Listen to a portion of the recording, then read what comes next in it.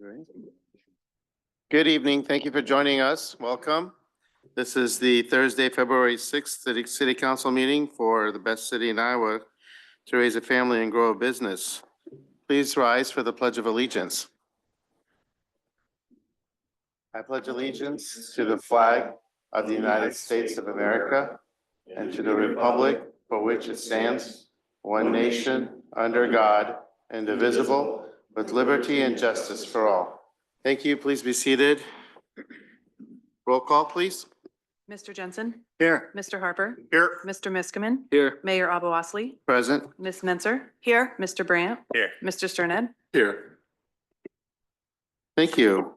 At this time, we have a moment of silence.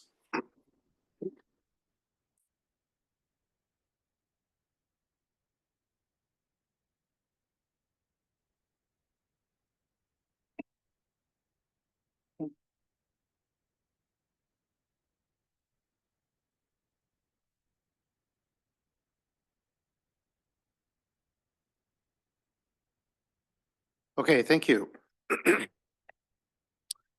We do have two proclamations this evening. The first one I've asked Councilmember Menzer to read for Love Your Library Month, and I believe Bill, our library director, will accept the proclamation.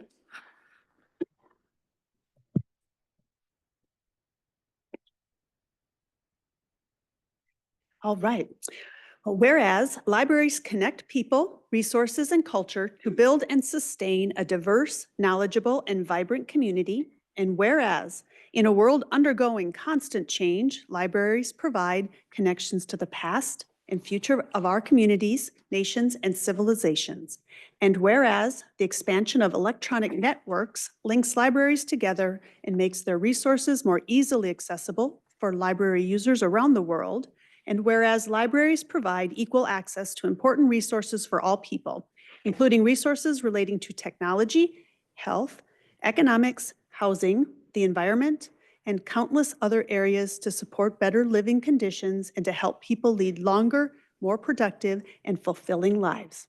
And whereas the Marion Public Library offers story times, teen programming, and summer reading programs to encourage children to build habits of lifelong reading and learning that will benefit their personal and professional lives.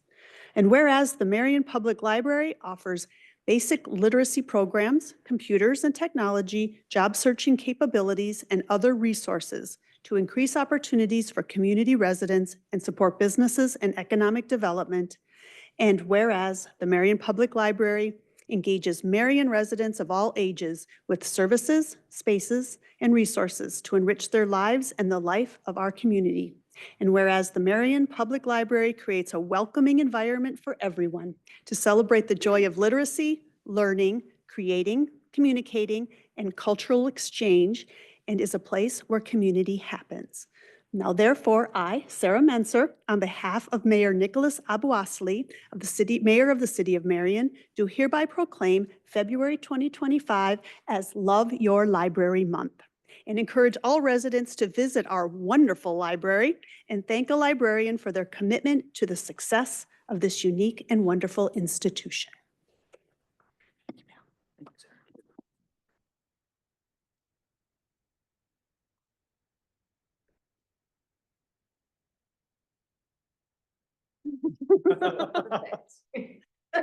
And do you want to say a few words on behalf of our award-winning wonderful library that we're so proud of?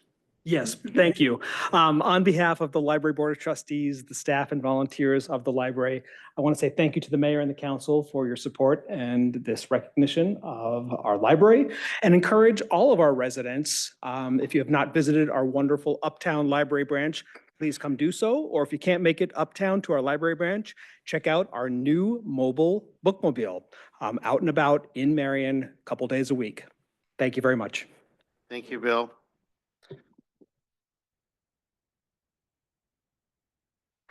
Our second proclamation is for Black History Month, and to my knowledge, there's no one here to accept it this evening, so I'll just read it from here. Okay?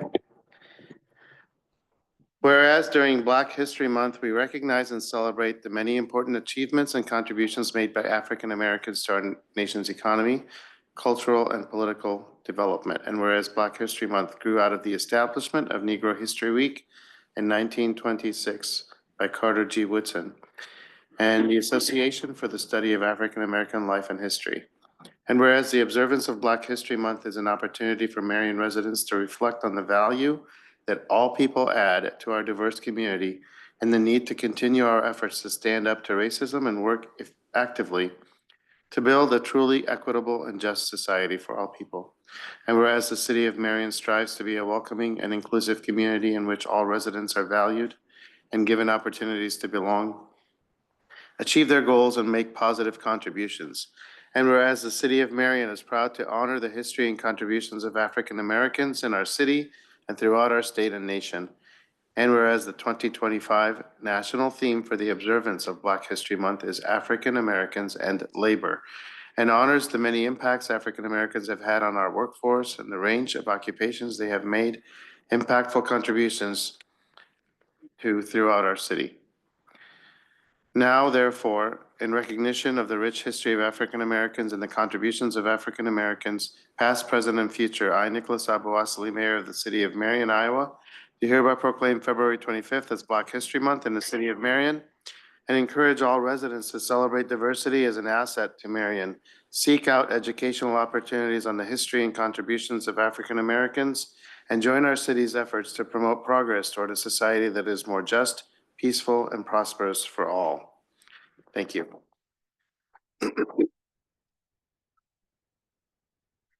All right, this time we have our first public forum, which is a time set aside for comments from members of the public on topics that are listed on the agenda but not associated with the public hearing.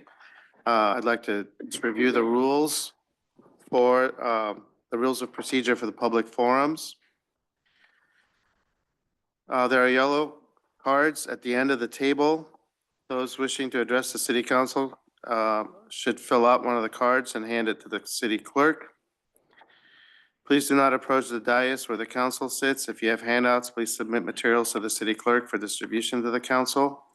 Once called forward, please step up to the podium and speak into the microphone as the meeting is recorded.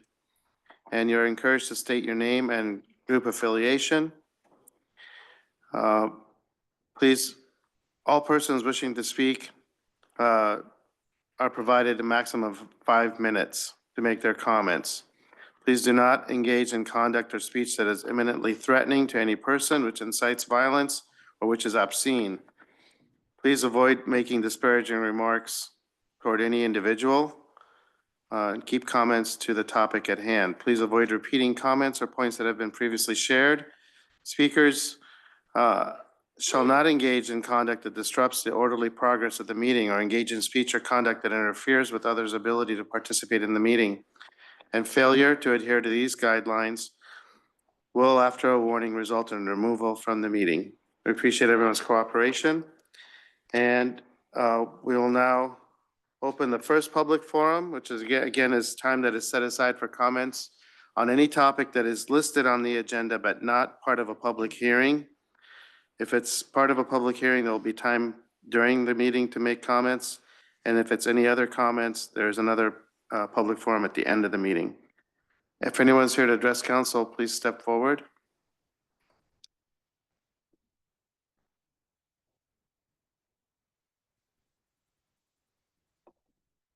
Okay, seeing no one is stepping forward, I would like to ask the clerk if there are any comments received outside the meeting. Yes, we received one email prior to the meeting from Pete and Kathy Nopulis on Cimarron Drive. They recommended, this is related to the preliminary plat that's on later on the agenda. They recommended a change to lots 1 through 6, making them double lots instead of single, and shared concerns with water and flooding issues. Okay. And one last call for people to address council on any topic that is on the agenda but not part of a public hearing. Okay, we'll close this part of the meeting, proceed to the consent agenda. Mayor, I move to approve the consent agenda as follows. This will be items A1 through E2, resolutions 32245 through 32250. Second. Been moved and seconded to approve the consent agenda as presented. Resolution items A1 through E2, resolutions 32245 through 32250. Discussion? Okay, all those in favor of approving the consent agenda as presented, please say aye. Aye. All those opposed, please say no. The motion is approved. For the next item, I will turn over the meeting to the Mayor Pro Tem. Mayor Pro Tem, I move to approve resolution number 32251, setting a date of meeting for public hearing on the receipt and approval of proposals for the disposal and development of certain city-owned real property in the Collins Road Extension Urban Renewal Area. It's been Second? sorry. It's been moved and seconded to approve resolution number 32251, setting a date of meeting for public hearing on the receipt and approval of proposals for the disposal and development of certain city-owned real property in the Collins Road Extension Urban Renewal Area. Is there any discussion? Go ahead. Yeah. Councilman Harper. Thank you. That's a lengthy title, but I want to distill it down to this concerns the matter of our listing the city-owned runway for sale and taking requests for proposal for interested parties to purchase that. I was a little remiss perhaps during our work session to not highlight the level of effort and work that's gone in to get to this point. And I want to clarify that, that activity at this point. In October of 2022, we assembled a team of residents, aviators, aviation adjacent professionals, business development, representatives off of our airport committee, and also real estate representation to form what we referred to as the airport visioning team. And the scope of that work, commencing in October of 2022, encompassed a historical review, model operating budgets for municipal airports, airport management structure, phased capital investments that are necessary in order to have a safe operating environment, and also then, most importantly, to examine the potential impact on our city finances, specifically in terms of debt and levy impacts. And then finally, we were able to through our partners with the Marion Economic Development Corporation, MEDCO, we were able to solicit a business survey to understand kind of how our business community felt about the airport. That was then subsequently, so that work went on over a period of 8 meetings from October 2022, concluding in September of 2023. That was then followed by starting a series of meetings with Luxair, who is the current owner of the commercially viable entities, the hangars and maintenance activities and the like. We started with Luxair in February of 2024 and have had 8 meetings over the course of about 27 months to discuss the outcomes from the AVT, as well as to have a understanding of their interests and objectives and constraints relative to potentially purchasing the runway. So the aggregate activity that has occurred, I think, has been very well measured, very detailed, and I think it's resulted in a body of information that I believe has been helpful to my council colleagues in order to work through their decision making. So I want to just, for the record and for clarity, to indicate that we had worked over nominally 2 years plus in order to discern and understand the issues attendant that led us now to put out on RFP the city property, which contains the runway. So if any other comments or if I missed anything there, please fill it in.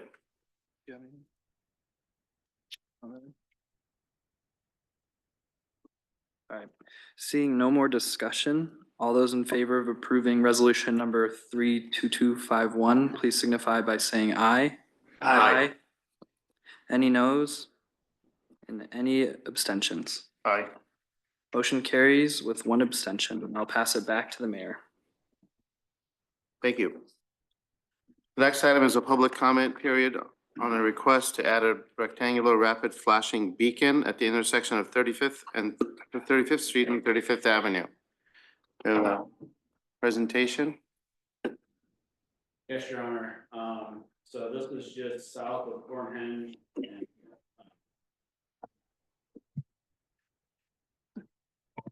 Get in trouble with Rachel. So this is just south of Cornhenge, the 35th Street section that was built back with the Obama stimulus package. So what the request is here is to add a rectangular rapid flashing beacon from Linmar, from the superintendent. They do have a crossing guard out at this location when the kids are crossing before and after school. We have done some targeted enforcement with the crossing guard to help encourage drivers to listen and obey the crossing guard when they're out there. They did provide pedestrian counts before and after school for us to include, and that's in the TAC report. And high level, at this point, we are not recommending adding that rapid flashing beacon at this intersection, but we'll let any of the public talk about it, then we can talk more about the report. Okay, thank you. At this point, the public comment period is open. Is there anyone here to address council? Please come forward.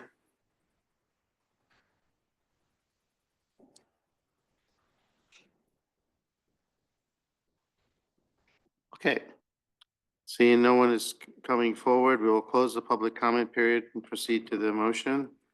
Your Honor, I move to receive and file the Traffic Advisory Committee report regarding a request to add a rectangular rapid flashing beacon at the intersection of 35th Street and 35th Avenue.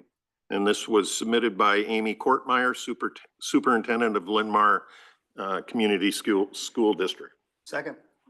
Been moved and seconded to receive and file the Traffic Advisory Committee report regarding the request to add the rectangular rapid flashing beacon at the intersection of 35th Avenue and 35th Street. Discussion on receiving and filing the report. All those in favor, please say aye.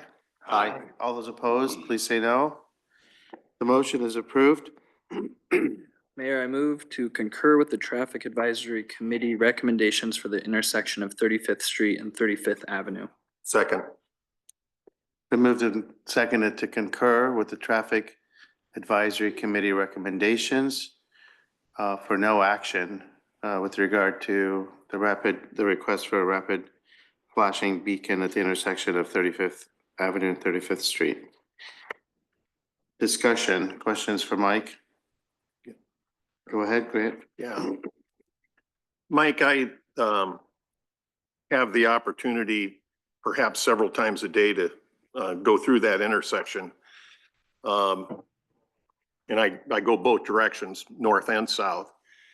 I'm kind of wondering, I appreciate the analytical basis by which we have to make these determinations. Otherwise, it's going to be these kinds of things for signage on our streets and roadways are going to be left to, perhaps a lot of personal concern that is maybe ill-founded. However, I'm curious, independent of the warrants determination and the additional things that PAC takes a look at, are there any criteria that would cause us to decide to avoid that analytical basis and in fact put in this case, a flashing beacon? I'm trying to understand if there's a gray area there that we should at least acknowledge and articulate the conditions and entry criteria by which we might make a decision that maybe isn't held up by the analysis. Yeah, I mean, maybe in the future when that second school is built to the east and the increase in kiddos that are crossing the street, I can see that. You know, if the kids say double and the amount are crossing and they're continuing to have issues. I have had conversations with the superintendent with this recommendation and they understood our recommendations. But that's not to say that as we continue to have those conversations that they don't come back and say, you know, we need more police presence or something. And if we're having to be out there constantly, because we do want to protect the kiddos, we don't want to have this be reactionary thing, but we also have to But be correct me if careful. I'm wrong, Grant. I think what he's asking is there ever a situation where you would recommend something contrary to the standards? Like, As Your an Honor, you engineer- always say things more simply than I do. Thank you. As an engineer, I'm going to give the facts and take the feelings out of it. But you do have, I mean, that's why we bring those to you for the final decision. Sure. right, so, Okay. right, but your recommendation is always going to be based on what your standards say. Yep. What the expert derived standards dictate, right? For example, if we were to put rapid flashing beacons at every intersection, they lose their effectiveness because all you see is flashing lights when you're driving around. So you want to be selective when you're doing stuff, and that's part of the recommendation too. Sure. So I'm going to put my metropolitan planning organization hat on for a moment, since I'm a rep to that group. I noticed this was not contained in the Linn-Mar Safe Routes to School plan. Would our position have changed if it was in the Safe Routes to School plan for Linn-Mar? Yep. Okay, so I think that articulates then one of those fuzzy gray areas that then might override the formal analysis. A good example would be the Marion Independent School District one, where we made 4th Avenue a one-way. Okay. All right. Well, I'll take this up at MPO. Okay, Steve? Mike, can you clarify, a rapid flashing beacon, I'm accustomed to the ones out on like highway, or on Highway 13. So is this one that would be flashing all the time when traffic comes? Or would it be flashing only during the hours when children are crossing that road? So this is only activated. So this is one on like Albernet Road. So we have one at Oak Park Circle Okay, or South 15th. We have one there at the top of the hill. So this is one where you push the button, you have the two rectangle and they flash really fast. okay, That's what it is. So it's only, they have to physically push the button, make sure it's clear and then cross the road. okay. I just want to make sure I knew how it was activated. So yeah, I could see down the road at this intersection it being needed, but I guess I'll support the data route that we've got in front of us. Thanks. So, based on the standards, I guess, what is the downside to having it, if it's not automatic and somebody has to actually push a button? What is the concern or the issue that causes? So we do have to be careful that we don't just put them everywhere, because we can put them at every intersection, at every crossing. But then, like I said, then anytime you see people crossing, you're gonna see flashing lights and then you just become numb to them and then they lose their effectiveness. Go ahead, Sarah. Can you go back with the map slide? So if we, first of all, I want to back up a minute. Thank you, Grant, for referencing Safe Routes to School. Thanks for looking at the gray area. If we were not to have, where else would you place it? Like if part of our concern is that we don't want them all over, in different locations. If we could right now, like, this is the place where we would need one and we're not gonna put another one up. Like, we get one shot to put this on the map for getting kids in and out of this and families and what have you. Cause this doesn't have a playground. This school does not have a playground, right? It's not an elementary school, or does it have a playground? Correct. So That's there, fine. there is one right now on 35th Avenue at, my cursor shows up right here at this crossing. So the kiddos are walking along the trail on the south side. And there is one because this is mid-block. And that's another thing is these are not technically designed for at an intersection. So when you push them away from the intersection and those kiddos are walking to school, they typically don't want to walk out of their way. The reason you don't put them at the intersection is that churning traffic can't see the flashing. So if you go over by, on the trail off of Rockwell Drive, they have one there that's at the intersection. And so they have to have extra posts for that churning traffic coming out of the gas station. That's why. So, so I'm understanding where the crossing is, there is one. When they're crossing 35th here, that's mid-block, yes. So these are designed more for mid-block versus at an intersection. So there is a rapid flashing beacon at Yep. that spot. Correct. So we have a way to get across 35th. Now it's just going across the other. Okay. And there you have, the kiddos are coming from both directions and then coming. So this may be something that we bring back to the Safe Routes to School Committee and have a conversation about if the district has concerns, since this was one of our spots, and recommendations on what we can do or what would work best if we want to approach it that way and through if the district is really needing something at that spot. Okay, thank you. Go ahead, Gage. Yeah, as always, I fully respect our processes and what I really like about what the city does here is we're very data driven. We really look at all the facts. But this one I do give a little bit more weight to because I don't know how often does the superintendent of a school district come with an ask like this, and I feel like she's going to know kind of best what she's seeing like in her schools, the feedback she's getting from teachers and staff, and what she's hearing from students. So I'm okay with whatever route we decide to take. I think it's worth either continued discussion tonight or continued discussion through the Safe Routes to School or the MPO processes.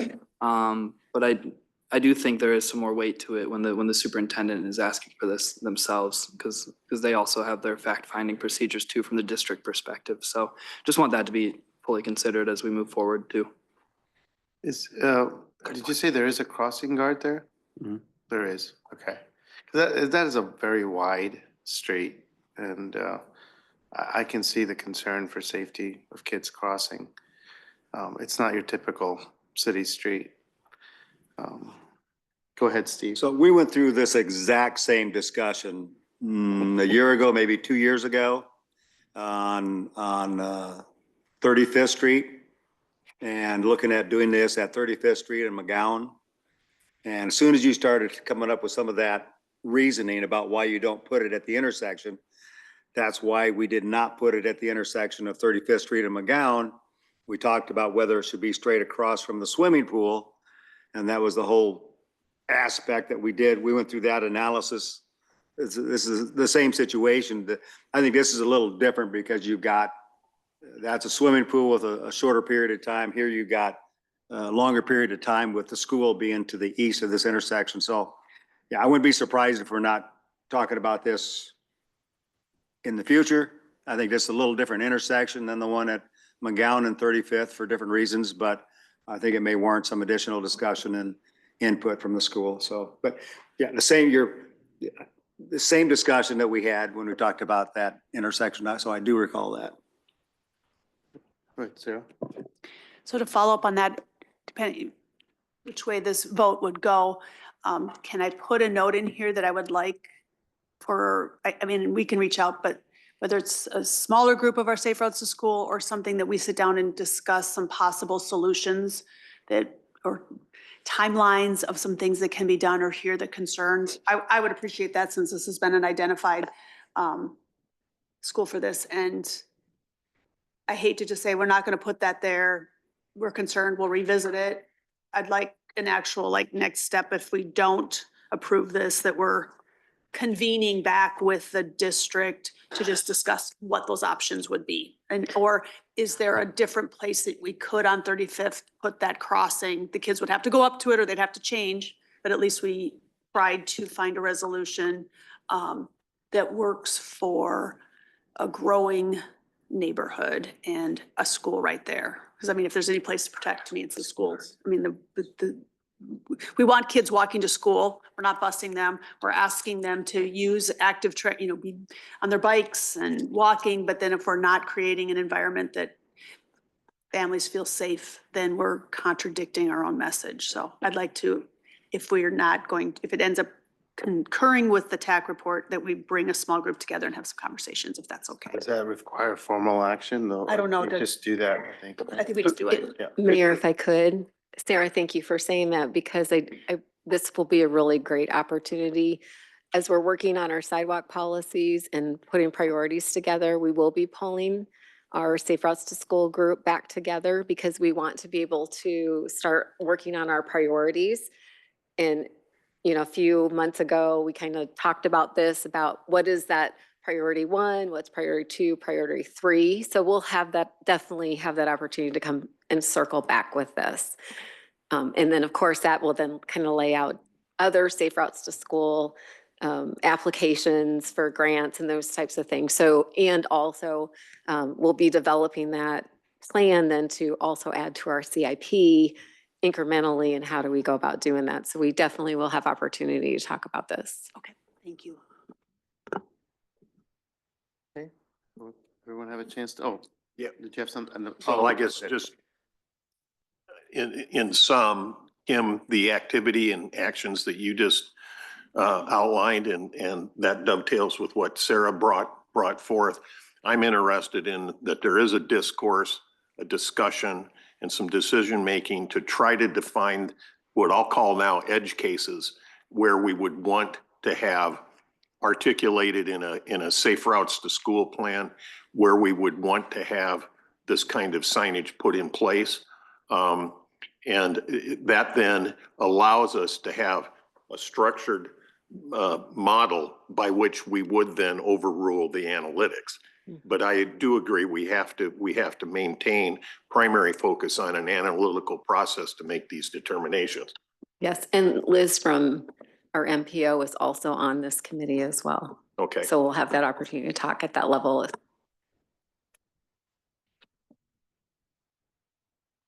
Okay. All right, we'll vote. All those in favor of approving the motion to concur with the Traffic Advisory Committee recommendations for no action at this time on the intersection of 35th Street and 35th Avenue, please say aye.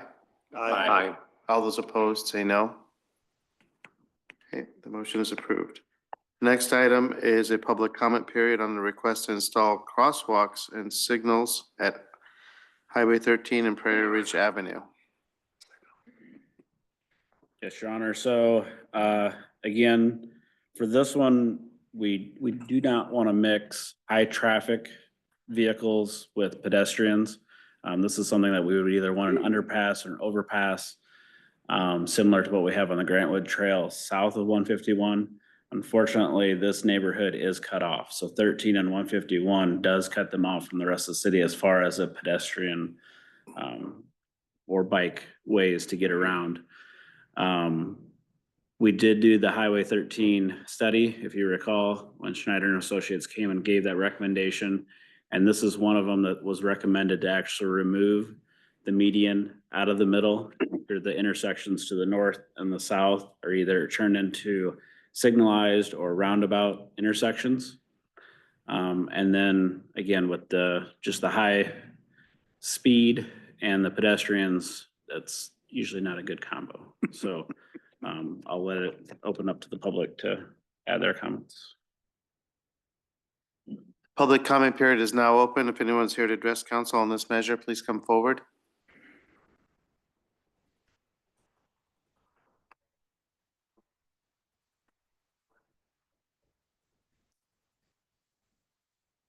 Okay, and did we receive any comments outside the meeting? I have not received any. I also did not ask you for the prior item. Did we receive comments outside the meeting? We did not. Okay, all right, we'll note that for the record. We'll close the public comment period and proceed to the motion. Mayor, I move to receive and file Traffic Advisory Committee report regarding a request to install crosswalks and signals at Iowa 13 and Prairie Ridge Avenue, April Harris Helter, 5805 Robinwood Lane. Second. Been moved and seconded to receive and file the Traffic Advisory Committee report on the request to install crosswalks and signals at Highway 13 and Prairie Ridge Avenue. Discussion, questions for Mike? Go ahead. Yeah, I think we've definitely heard multiple times through various channels that neighborhoods desire to be connected in a pedestrian way to the rest of the city. I think we're all familiar with that. So my question for you, Mike, I know we've heard it a few times, but maybe just for the public and anyone listening or watching later that was a part of, putting this request in. I know we've talked about future plans of a potential overpass or underpass. Could you kind of just summarize those bullet points of that Highway 13 study? Yeah, so high level, there is a plan somehow to have an east-west connection so that those people that are east of 13 can get to the west side of 13. Whether that'll likely be an underpass similar to the Grantwood Trail, just because if you put it above 13, you have restrictions with oversized loads. But it's not currently in the CIP. It's something that, as we look at our trail master plan and prioritize all the needs that we need everywhere. But unfortunately, there's always more needs than we can fulfill with the amount of money that we have. Absolutely. Does that qualify for trails funding, like for that MPO or? It would, but it's not in the fiscally constrained plan at this time, so we would not be able.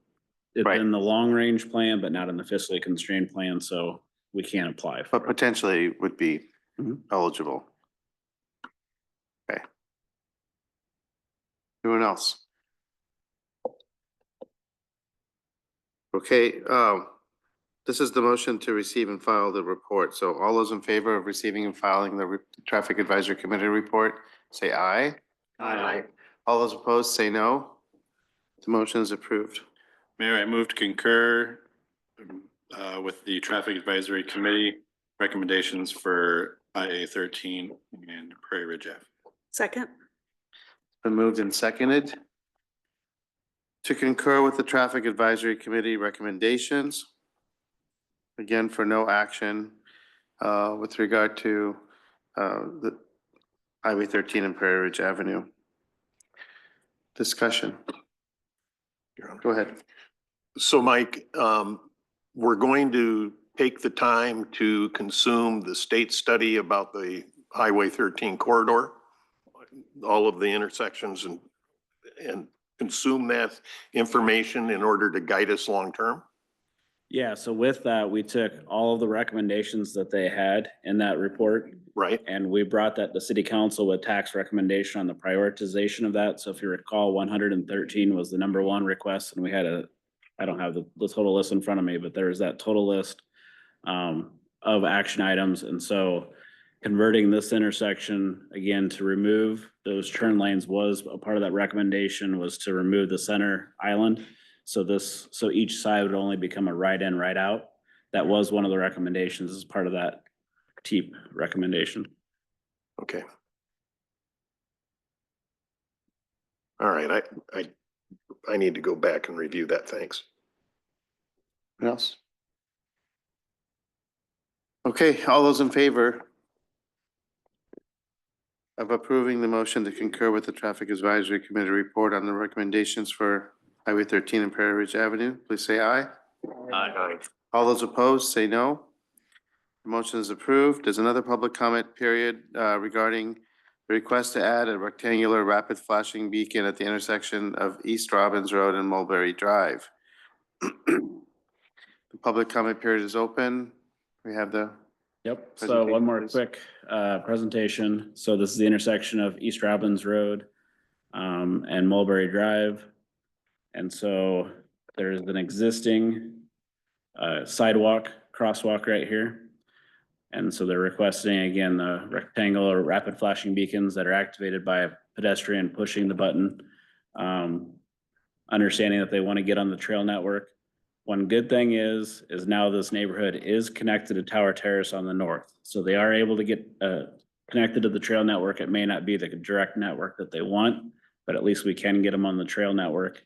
But at this time, we are only recommending that we actually add signs that do not light up, but at least pedestrian signs and paint to make that cross more noticeable, but not to add the rapid flashing beacons at this time. And I'll allow the public to get their. Comment period is open. If anyone's here to address council with regard to this measure, please come forward.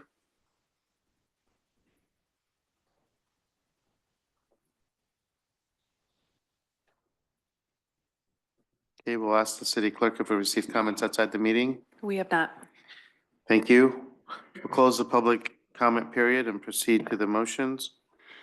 Mayor, move to receive and file Traffic Advisory Committee report regarding a request to add a rectangular rapid flashing beacon at the intersection of East Robbins Road and Mulberry Drive. This will be Patrick Shannon, 2664 Mulberry Court request. Second.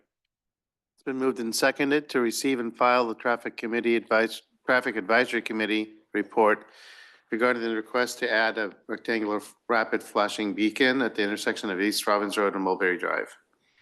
Discussion. Mike, do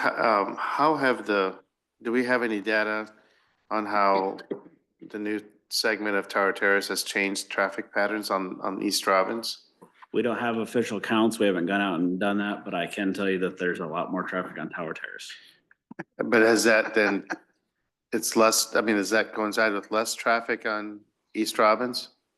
We don't know I that. can't tell you that. It's too soon. but Through assumptions, I can say yes, but I can't say a fact. Yeah. I mean, because we've always been hesitant to do anything with East Robbins Road until we see how traffic patterns are changed by Tower Terrace. So, okay. Any questions for Mike? Go ahead. Sarah? Okay. Well, I walk this quite a bit, and sometimes I walk up and cross at Mulberry, try to cross East Robbins Road, and sometimes I cross on Newcastle. Obviously, depending on the time of day, it has been significantly easier to get across the road since Tower Terrace opened. I will say that. My only question is, because there needs to be something, I'm just wondering if, okay, so putting where it's requested, I understand, because there's no other, you have to go across the road to get out, whatever, of that neighborhood. I'm wondering about Newcastle, because I'm like, the other option to me on a cross, it doesn't really help the Mulberry neighborhood, is the Newcastle, because a lot of people walk Newcastle, cross over in order to get up to Tower Terrace to catch the trail. More and more people, you walk Newcastle, cross over East Robbins, take up to Newcastle, and then you can take the trail up to Lau Park, you can take it down to the Faith and Life Church. So is there any thought on which location is best, or we don't look at that because we have a recommendation for the Mulberry intersection? Here, the request was only for this intersection, so this is the only intersection that we looked at. And we are doing something, we are painting it, and we are adding signs, they just don't flash. So we're still adding awareness that there's a crossing. Which I like. I was just curious, because you can't do it, you wouldn't do it there and then do it again on Newcastle. It's gonna be one or the other. As far as just the static signs, yeah, you could do both. You could. Yep, I just wouldn't put a rapid flashing beacon at everyone, because again, every intersection you do that, and then you want to get it away from the intersection too. Okay, so this would be. Maybe that the rapid flashing beacon would actually be somewhere between the two, where there's somewhere that meets 80. Okay. Other comments? Other questions? Discussion? Okay, so this motion is to receive and file. All those in favor of the motion to receive and file the Traffic Advisory Committee report on the request to add rectangular rapid flashing beacon at the intersection of East Robbins Road and Mulberry Drive, please say aye. Aye. All those opposed, please say no. The motion is approved. Mayor, I'd like to make a motion concurring with the Traffic Advisory Committee recommendations for the intersection of East Robbins Road and Mulberry Drive. Second? Moved and seconded to concur with the Traffic Advisory Committee recommendations for the intersection of East Robbins Road and Mulberry Drive. Discussion? Go ahead. Mike, in the report, I noticed that there were something like 21 total pedestrian crossings that were measured. And I also surmise that really none of that is related to school-age children. We don't ask that question. We just count the people as they cross the Okay. road. But there's not a school immediately adjacent. That's the No. point. Yeah, okay. Okay. All those in favor of the motion to concur with the Traffic Advisory Committee report for the intersection of East Robbins Road and Mulberry Drive, say aye. Aye. All those opposed, please say no. Motion is approved. Your Honor, I move to approve resolution number 32252, approving installation of a painted crosswalk and crosswalk signage on East Robbins Road in advance of Mulberry Drive. Second. It's been moved and seconded to approve resolution number 32252, approving the installation of painted crosswalk and crosswalk signage on East Robbins Road in advance of Mulberry Drive. Discussion? All those in favor of resolution number 32252, please say aye. Aye. All those opposed, say no. The motion is approved. Mike can finally sit down. Mayor, I move to approve ordinance number 25-01, approving a request to rezone property from Lynn County Agricultural and Lynn County USR Urban Services Residential District to SR2 Suburban Medium Density Single Family Residential for property located northeast of Lau Park, south of Cimarron Drive, and west of North 10th Street, Marion, Iowa. This is Mooney Engel Ricklefs LLC, and this is the final consideration. Second. It has been moved and seconded to approve ordinance number 25-01, approving the request to rezone property from Lynn County Ag and Lynn County Urban Services Residential District to suburban medium density single family residential for the property located northeast of Lau Park, south of Cimarron Drive, and west of North 10th Street. Discussion. This is the motion to rezone. Any discussion on rezoning? Okay, all those in favor of approving ordinance number 25-01, please say aye. Aye. All those opposed, say no. The motion is approved.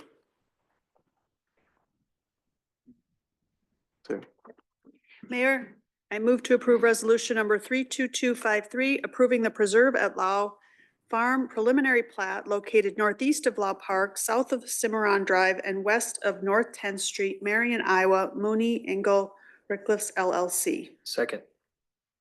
Okay, it's been moved and seconded to approve resolution number 32253, approving the Preserve at Lau Farm preliminary plat. Any discussion? Can we get the comment that was from outside the meeting again? Was there something submitted by? Yes, it was, sorry. For lots 1 through 6, to change them to doubles lots instead of single lots. And then they shared concerns with the water and flooding issues.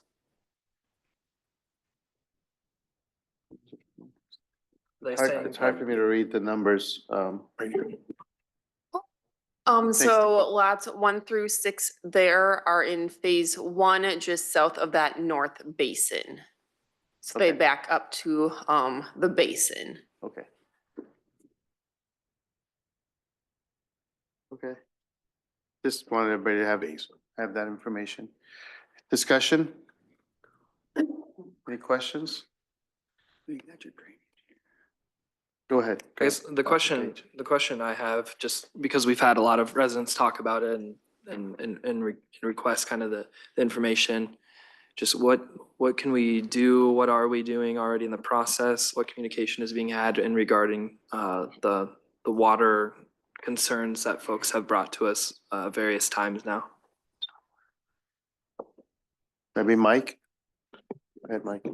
Yeah, so I guess first I'll kind of just talk about next steps. So assuming this gets approved tonight, what happens then is then the engineer of record of Hall & Hall will then do the plan of improvements. Those plan of improvements will come to the engineering division. Darren will do a very thorough review of the drainage report. It's typically about half a binder thick of stuff that happens through that. Once all that is approved and meets our muster, we then approve those construction plans. It might be something where it's phased. I haven't had that conversation if they're only going to design phase one, or a lot of times what they do is they do the grading plan for the entire subdivision, but then they might only do phase one construction plans and build it in phases. So we'll approve each phase as they come to us. As they get those phases constructed, we will do the inspection to make sure they meet our requirements, because all that infrastructure we then take on unless it's private. And then with that, it actually comes to city council for the approval of that infrastructure. And before they can sell lots, unless they get a waiver, is they actually have to do the final plat, and that comes before city council as well. So we have multiple more touch points that come to council before any dirt's moved. I think the next one that council would see would be the final plat. So by then the Okay, dirt cool. would be moved. So the other checkpoints are through staff. Okay. Thank you. So can you just walk us through what were the measures that are incorporated into this that give us confidence that the water has been managed or is going to be managed? Yep. So what they're proposing on that plat, we just kind of did this to make them pop a little bit more. If you had this in front of you, there's a little squiggly line with an arrow. So they're proposing to build a swale along this north side indicated by that arrow. The dashed lines are actually the ridges of the detention basin. So as it is today, this is the high point out there, and each one drains each direction. Same thing with this ridge here, and each drains each direction based on the contour. So some of it's going to go to the detention basin. That's going to be part of Lau Park, and part of it would be part of the detention basin at the northeast portion that will then outlet into the ditch. So as they've shown in the preliminary plat, and again, these aren't construction plans, this is a concept of how they're gonna do it. Until they get those final designs put together, this is what you do with the preliminary plat, is you at least show it's gonna work. Makes sense. As far as when the final plans are done, we have a role, or you have, our staff has a role in making sure that the water is being managed properly. Yep, so that's something that, again, Darren and myself will go through before they can build anything. It has to have my signature on it.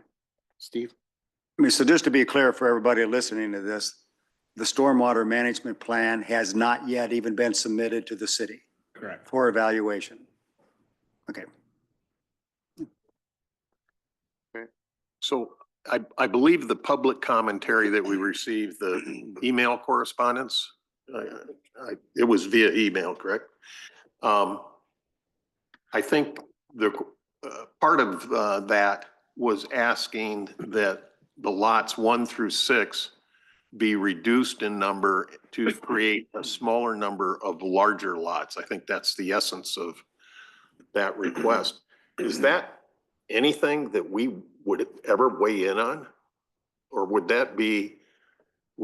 that something that is really incumbent on the neighbors and the developer to talk about? Usually that comes down to the developer, how the plat pencils out. We also look at the zoning that's being requested or in place at the time. With each zoning district, there are minimum lot width. This just being rezoned to SR2. The minimum lot width is 70 feet wide, which is required. And this subdivision, though, the average is hitting around 80. They didn't go up to that probably next zoning district because some of those lots are hitting just under that 80-foot width, but then it also increases the setbacks from the front and rear yard. We do see though often, and not saying it'll happen in this case, but in some cases around town, when we have final plats move forward through the process, sometimes we'll see one lot dropped and all the lots along that roadway gain a few extra feet. Again, not saying that will happen here, but it is something that's not uncommon to happen. And then we do also have the, But what's the mechanism to even exploring that? Does it come from the council? Or does it come from the people requesting it, talking to the developer, or is it staff? Who drives that? That would be, Mayor, that would be, if council would want to entertain that, staff's recommendation would be to refer it back to planning and zoning, so that planning and zoning can make that request to the developer and have those deliberations. I mean, I guess not knowing the reasoning for the request, it's hard to make Yeah. that kind of recommendation, but And as Nicole mentioned, the planning and zoning is going to scrutinize the request. Staff's going to review it based on the codes and the regulations that are in place, and go through that process with planning and zoning. And so planning and zoning would make those modifications or request those modifications and then develop their recommendation onto the council. So if this is something that council wishes them to explore a little further, that is you do have the ability to refer it back to planning and zoning, but based on what Nicole was saying, it sounds as if that was scrutinized and meets the intent of the code. any other discussion? Grant, go ahead. Well, just, and I think maybe it was pointed out earlier, there is the retention basin that is on the north side of those lots 1 through 6. And it tapers from 124 feet deep, the basin that is north to south, down to about 34, 35 feet. So there's some natural separation there. Will that be a dry detention basin or wet? Or we don't know yet? Yeah, I don't know if it even states that yet. Okay. We did change our regulations so that detention basins are privately held now. So this would be one that stays theirs. So as they get through that design, they can determine if they want it wet or dry based on their calculations and what they're looking for. Well, so there's some level of separation between lots 1 through 6 and those that are north.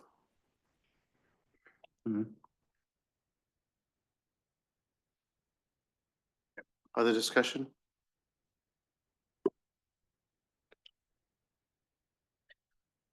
Okay.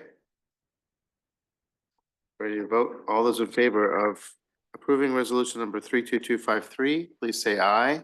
Aye. All those opposed, say no. The motion is approved. This time we have our second public forum, which is a time set aside from comments from members of the public on any topic. Anyone here to address council, come forward, please.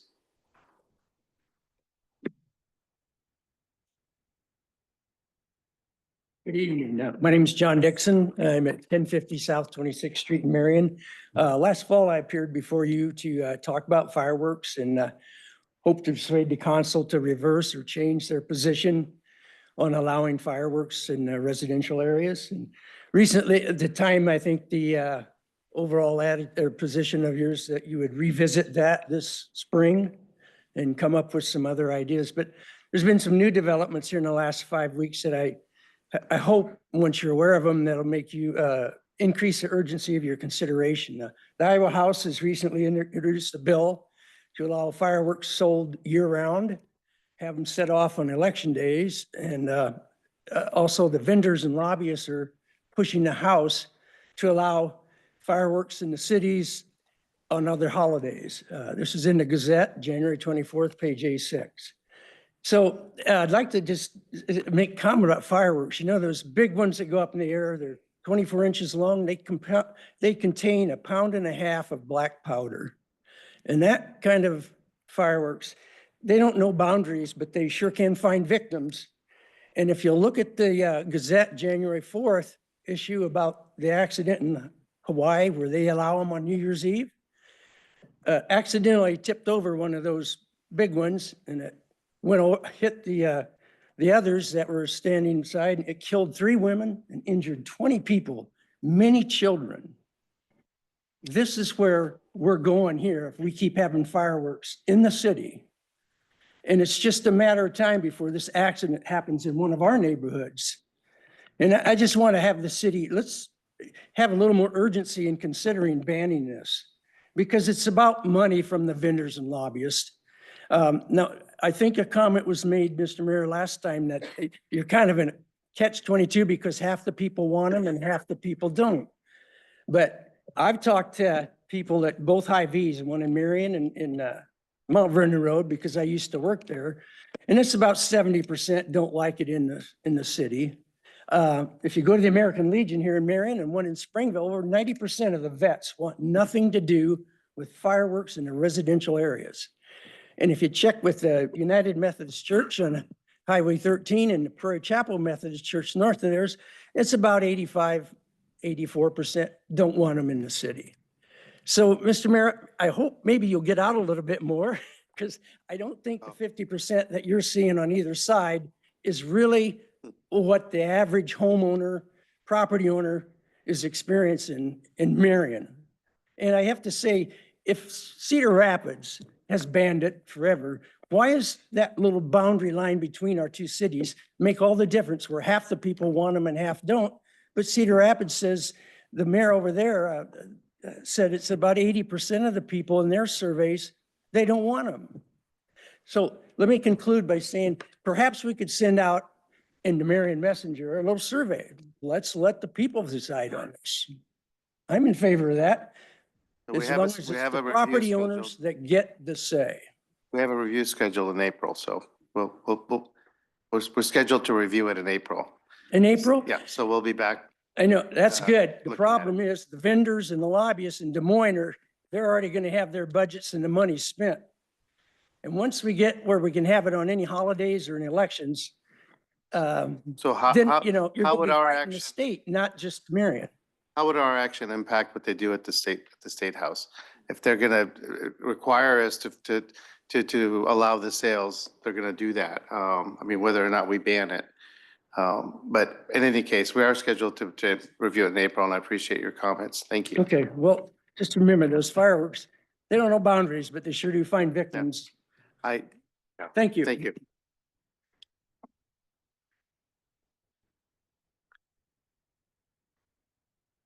Anyone else address council, please come forward.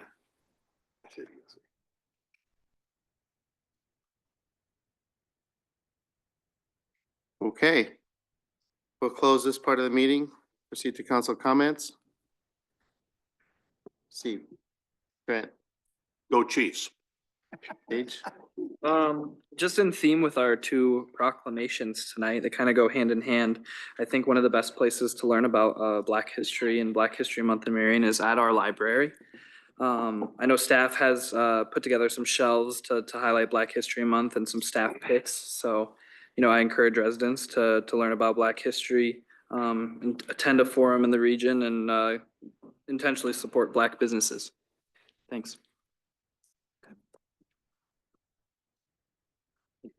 okay, thank you for joining us. We have a closed session this evening, so we'll take the motion for that.